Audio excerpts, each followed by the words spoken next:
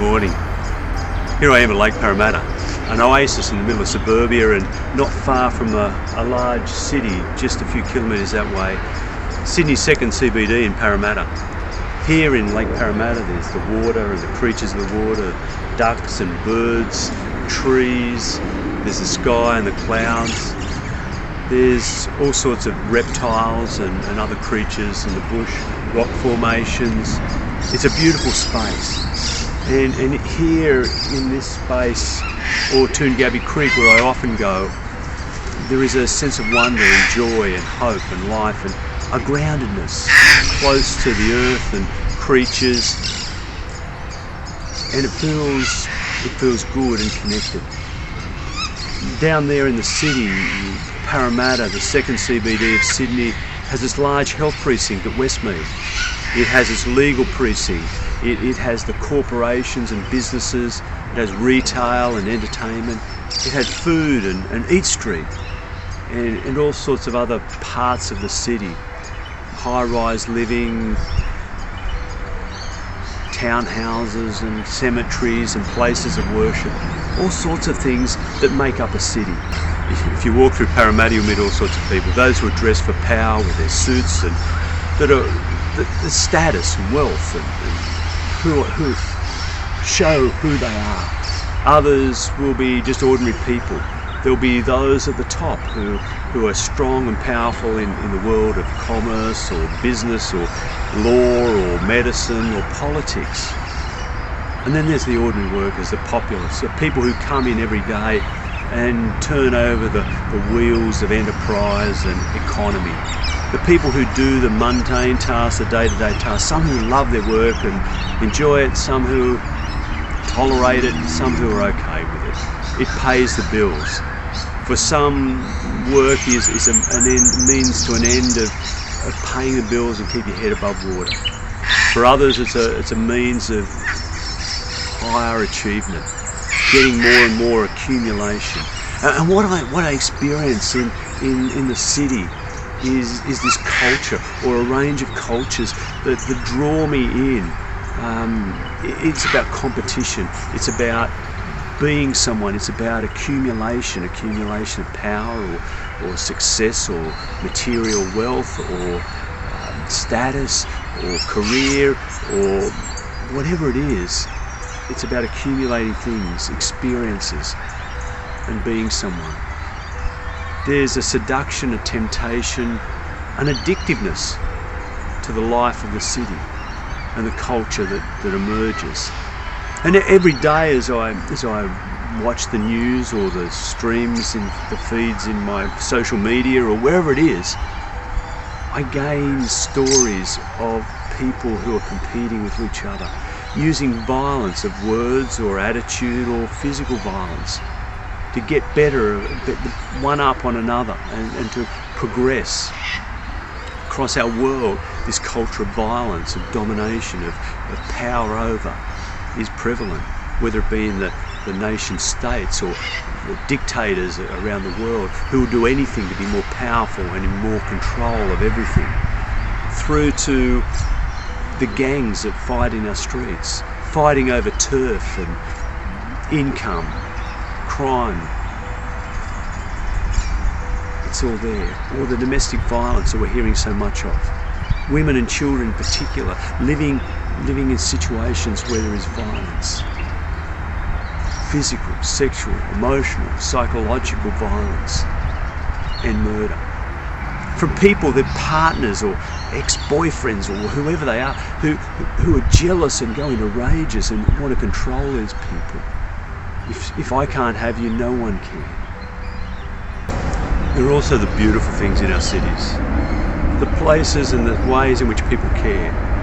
Helping the elderly or vulnerable across the road or into shops or helping a mum with a stroller into the train or upstairs or reaching out and offering some dollars to the homeless or the hungry, or places like Meals Plus that I've spoken about before, where people who are poor or hungry or homeless or anyone really can gather and share a meal, good food, but also share company and community. A place where they are known and loved for who they are. with dignity and respect. There are lots of good things, but there are also lots of harsh things. And there's a culture that draws us on upwards and ever upwards, and creates tensions and conflicts as we compete with each other and our own ideas of who we should be. And into this, I've been reading Matthew's story of Jesus, where he takes the disciples on this road trip up north to a city called Caesarea Philippi. And there in this city, which was once called Panias, after the Greek god Paneas, after the Greek god Pan, there's a grotto where Pan was worshipped and celebrated, an escarpment, this cliff face where niches are carved out of the rock face and offerings are made to the gods. In Jesus' time, Philip, who was the local king, one of the sons of King Herod, who inherited part of Herod's kingdom under Rome, he had that northern section. He rebuilt this city and he called it Caesarea in order to gain favour with the emperor, maybe more power, and distinguish it from the other Caesarea on the coast, Caesarea Maritima, a great port city on the Mediterranean coast. He called it Caesarea Philippi after himself, and he made it his administrative centre. And Jesus and the disciples are standing in this cosmopolitan city with all the Greek culture and religion and Roman power and political might. And he says to them, who do people say that I am? You hear the goss. And the disciples, you can imagine thinking, oh, well, people say all sorts of things about you, Jesus. But predominantly John the Baptist or Elijah or Jeremiah or one of the prophets, they recognise that Jesus is in this tradition, this countercultural tradition of deep justice and love and peace. Equality for everyone. And then Jesus poses the question to them in the midst of this seductive city with all its power and fear and everything else. Who do you say that I am? And Peter breaks the silence of the disciples who just don't know how to answer this. It says, you are the Christ, the Messiah, the Son of the living God. And Jesus affirms him. He says, well done, Peter. On you, Peter, Petra, rock, I will build my church. And the keys of the kingdom will be for you. And the church has argued over what that means for centuries. But he goes on and he says, that's who I am. And now we're going to go to Jerusalem, the holy city where the temple is. And when we get there, I will be arrested by the religious leaders and the priests. They will try me and hand me over to the Romans to be crucified. They will crucify me, and on the third day I'll rise. And Peter takes him aside and says, Jesus, what are you on about? Didn't we just say you're the Messiah, the Christ? And Jesus rebukes him and says, Peter, these aren't words from God. These are your words. These are words of humans. You don't understand. You see, Peter, like most of the people, had in mind that Jesus or the Messiah would be this king, warrior king, this military leader, like the great King David, who would garnish or gather the armies of Israel, and under God's power would drive the Romans out and restore the kingdom to what it was. A great kingdom under God, free. That this Messiah would be a warrior king. And Jesus, you get, Peter, look at me. You've seen me. You've listened to me. You've been with me. When have I ever gathered armies? When have I ever had violence? When have I ever gathered power to myself or wealth? Look at me. I only own what I have on. Have you not listened to me? Have you not seen the people I've drawn to me myself? Do you not understand? Peter, I am not a warrior king. I'm a servant. I live in the way of God, the way of love and justice, of inclusion of everybody. I welcome the poor and the outcasts and the marginalised into the place of life and hope.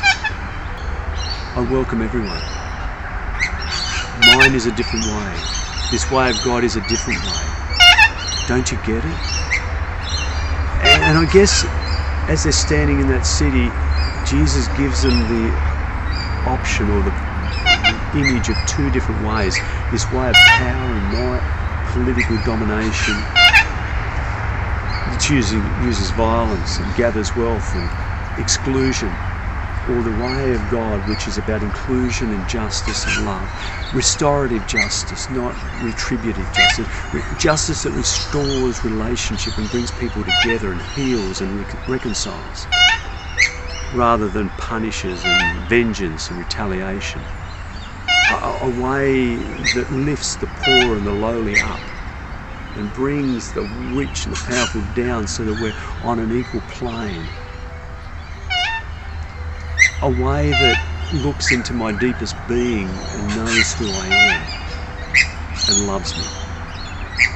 And I think as I wrestle with this, for me, the answer to this question, who do you say that I am, is not an intellectual theological one. It's not a whole lot of statements of belief.